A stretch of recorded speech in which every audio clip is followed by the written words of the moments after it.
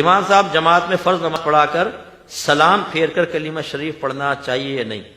دعا آہستہ دل میں کرنی چاہیے، بلند آواز سے، کون سی افضل ہے؟ دیکھیں ہمارے اہل سنت کی مساجد میں نمازوں کے بعد بلند آواز سے ذکر رائج ہے، ٹھیک ہے؟ اور حضرت عبداللہ بن عمر رضی اللہ تعالیٰ عنہما فرماتے ہیں کہ بعض اوقات میں فجر کی نماز کے اختتام کو بلند آواز سے ذکر سے جان لیا کرتا تھا۔ چھوٹے تھے، جماعت سے اگر پیچھے رہ گئے تو فجر کی نماز کے بعد سرکار ذکر فرماتے تو گھر تک آواز آتی تھی۔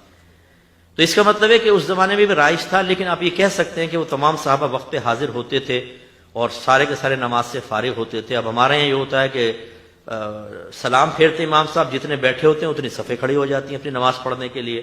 تو یقیناً ان نمازیوں کے نماز کا بھی خیال کرنا ہوگا، کیونکہ ان کا خیال کرنا، ان کا حق کا رعایت کرنا یہ ہم پر واجب ہے، اور ذکر الہی کرنا مستحب ہے۔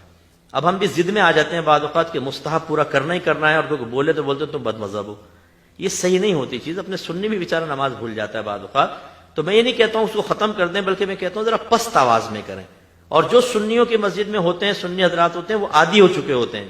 جیسے گھر میں اگر آپ کے بچے شور کرتے ہیں نا، اب ہم جیسا آدمی جو ہے نا اس کو شور بالکل پسند نہیں، ذرا بھی شور ہوتا ہے ہمارا دماغ سائیں سائیں ہونے لگ جاتا ہے۔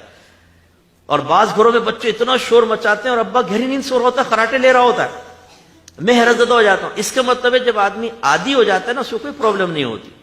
تو جہاں سنیوں کی مسجد کے اندر بلند آواز سے ذکر ہوتا ہے وہ اتنے عادی ہوتے ہیں، کوئی مسئلہ نہیں ہوتا۔ وہی محسوس کرتا ہے جو وہاں نماز پڑھتا نہیں ہے۔ بہرحال اس کو بھی خیال کرے، تھوڑا آہستہ آواز میں ذکر کرے، اور دعا جو ہے دونوں ثابت ہے نبی کریم سے، پست آواز میں بھی اور بلند آواز میں بھی، تنہا بھی اور اجتماعی دعا بھی، سب ثابت ہیں، آپ کر سکتے ہیں۔